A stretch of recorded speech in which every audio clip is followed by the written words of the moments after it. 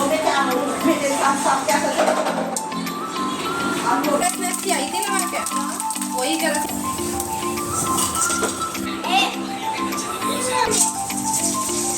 बजाओ।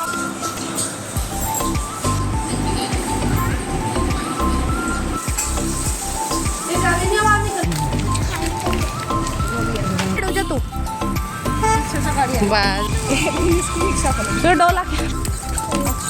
Hello my YouTube family, welcome back to my another vlog. कैसे हो आप सभी? होपफुली बहुत ही अच्छे होंगे और हम भी बिल्कुल ठीक हैं। तो गाइज़ यहाँ पे शाम का टाइम हो चुका है और मुझे याद नहीं है ये व्लॉग है कब का। आई थिंक ये परसों का है, शायद फ्राइडे का। तो गाइज़ यहाँ पे मैं कर रही हूँ अभी शाम के जो घर के काम हैं वो, और पूरी दोपहर तो ना ऐसे ही निकल जाती है यशवी के साथ में, और हम लोग भी खाना वाना खा के बैठ जाते हैं, थोड़ा रेस्ट कर लेते हैं और शाम से फिर से अपने घर के काम स्टार्ट हो जाते हैं। और हाउसवाइफ के लिए तो यही होता है, मतलब सुबह काम करो दोपहर तक के काम होते हैं, बीच में रेस्ट ले लो, थोड़ा बहुत मिल जाए तो मिल जाए, अदरवाइज़ वो भी नहीं होता, और फिर शाम को फिर से स्टार्ट हो जाओ। तो और मेरे साथ ही नहीं गाइस, सबके साथ यही होता है। तो गाइस यहाँ पे ये कपड़े वगैरह कुछ वॉश किए थे तो इनको फोल्ड करके रख दूँगी और उसके बाद चलते हैं किचन में। और ये ना काफ़ी सारे कपड़े हैं तो इनको ना जगह पे जिस चीज़ के कपड़े हैं वो अलग अलग जगह पे मैं रख दूँगी। और बाहर बच्चे खेल रहे हैं, मेरी गोल्डी थोड़ा फ़ोन वोन चला रही है, पता नहीं क्या कर रही थी, और यशवी भी वहीं पे खेल रही है। और पूरी दोपहर ना मैं सच्ची बताऊँ यहीं पे मतलब टाइम स्पेंड होता है। और गर्मी इतनी ज़्यादा इस बार नहीं है जितनी मतलब हर बार यहाँ पे होती है, मतलब हर बार से थोड़ा राहत है यहाँ पे। और यहाँ पे ये देखिए मम्मी भी आ चुकी है यशवी को लेकर। तो सारे कपड़े वगैरह मैंने मम्मी के जो अलमारी है उसमें लगा दिए। और यहाँ पे ना मैं जब आती हूँ तो मेरे भी कपड़े मम्मी की अलमारी में ही रहते हैं।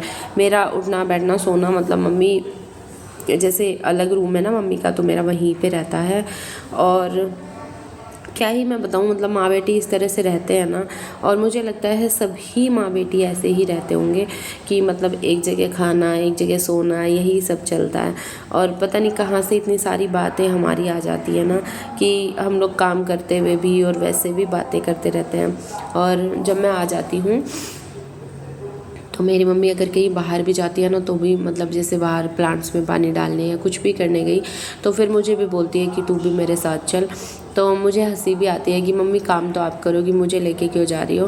बट फिर भी मतलब मम्मी बोलती है, क्योंकि फिर बताती है कि जैसे मेरी नानी थी ना, तो मेरी नानी भी मम्मी को और मौसी लोग को ऐसे ही करते थे कि मतलब चलो मैं ये काम कर रही हूँ तो तुम भी मेरे साथ चलो, एटलीस्ट हम दोनों बात तो कर लेंगे। माँ बेटी का कुछ रिश्ता ही अलग होता है।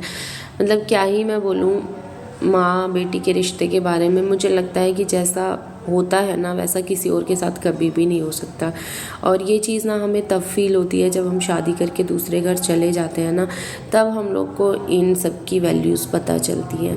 क्योंकि जब हम अपने पेरेंट्स के पास रहते हैं ना और वो हमें किसी भी चीज़ में रोकते टोकते हैं तो हमें ये लगता है मतलब कि पता नहीं ये हमारे साथ ऐसा क्यों करते हैं, हमें क्यों रोक रहे हैं, हमें हमारी मर्ज़ी का क्यों नहीं करने देते। बट बाद में पता चलता है कि वो जो ऐसे करते हैं ना वो हमारी ही भलाई और हमारे ही अच्छे के लिए करते हैं। और जब लड़की की शादी हो जाती है ना और वो चली जाती है दूर, तब पता चलता है कि उसके पेरेंट्स उसके लिए ये सब क्यों करते थे और उनकी वैल्यू का पता चलता है।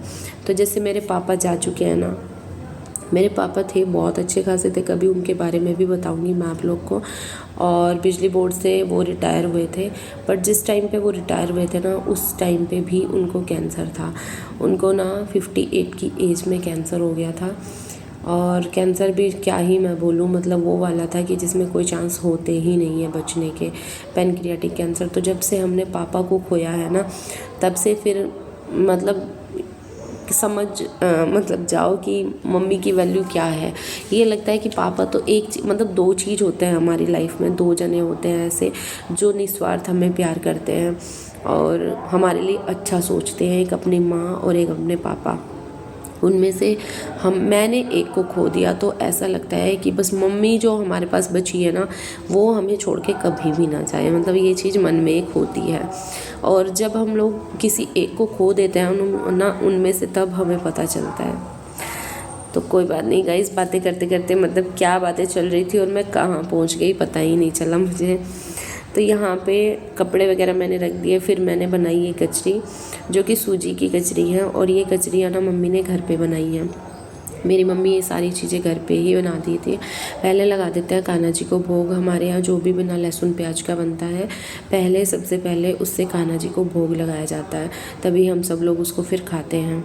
और मैं क्या बता रही थी ना, हाँ मेरी मम्मी ना ये चावल की कचरी और सूजी की चिप्स वगैरह जो भी जमे और अचार तरह तरह के, मतलब ये सब कुछ ना घर पे ही करती है। कभी कभी ऐसा भी मन होता है कि मम्मी से ना ऐसा ये सारी चीज़ें मैं सीख लूँ, क्योंकि आगे आने वाले टाइम में ना ऐसा कोई नहीं है जो ये चीज़ें हमें सिखा पाए, क्योंकि मम्मी ये सब बहुत परफेक्टली करती है। तो गाइज़ यहाँ पे फिर चाय वगैरह पी और अभी शाम का टाइम है, तो मैंने सोचा चलो फेस पे थोड़ा सा कुछ कर लिया जाए। काफ़ी टाइम हो गया, जब मैं देहरादून में थी तभी मैंने कुछ किया था। और गर्मी है ना, तो उस वजह से थोड़ा बीच बीच में ये केयर करनी भी ज़रूरी है। तो यहाँ पे मैंने लगाया था थोड़ा सा बेसन, कॉफ़ी और गुलाब जल मिक्स करके। और किसी भी चीज़ से इस तरह से फेस वॉश करो ना तो थोड़ी फ्रेशनेस आती है, अच्छा भी लगता है। और यहाँ पे गाइस उसके बाद हम लोग निकल गए थे घूमने के लिए, और यशवी को भी हमने साथ लिया था, क्योंकि पूरा दिन वो भी घर पे रह के ना बोर हो जाती है। तो यहाँ पे शाम को फिर यशवी, मैं, मम्मी, गोल्डी हम लोग निकल गए थे वॉक के लिए। और ये देखिए, ये भी पूरा दिन घर में बोर हो जाती है, तो शाम के टाइम ना ये खुद ही मतलब हाथ करके बोलने लगती है बाहर की साइड कि मुझे लेके चलो। तो फिर हम लोग निकल आए थे यहाँ पे घूमने के लिए। और ये है गाइस पार्क, हमारे यहाँ पे सेक्टर में तो 2-3 पार्क हैं, और एक तो हमारे घर के काफ़ी नज़दीक ही है, तो ऐसा नहीं कि बच्चे खेल नहीं पाते, आराम से जाके वहाँ पे खेल सकते हैं। और यहाँ पे यशवी को देखिए कितनी ज़्यादा मतलब यहाँ पे खुश हो रही थी, अच्छा लग रहा था उसको बाहर घूमने में। और चलते हुए ना कोई भी मिल भी जा रहा था, जैसे बच्चे मिल जा रहे थे या कोई भी, तो उनके देख के ना ये बहुत ज़्यादा खुश हो जा रही थी। तो चलिए गाइस, फिर बस यहीं पे ख़त्म करते हैं आज के ब्लॉग को। आज आपसे बहुत सारी बातें हो गई, और आई होप आपको अच्छा लगा हो। अगर अच्छा लगा हो तो प्लीज़ लाइक, शेयर और सब्सक्राइब ज़रूर करना।